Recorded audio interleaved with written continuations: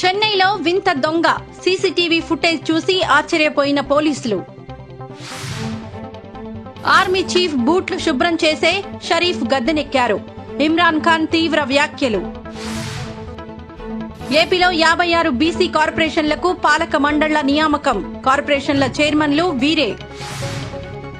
కేసీఆర్ గారు, మీ వల్ల 60 కిలోమీటర్ల మేర ట్రాఫిక్ జామ్ అవుతోంది సీతక్క.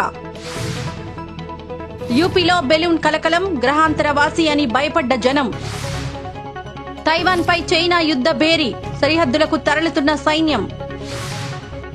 చర్మంపై 9 గంటల పాటు సజీవంగా కరోనా, పరిశోధనలో వెల్లడి.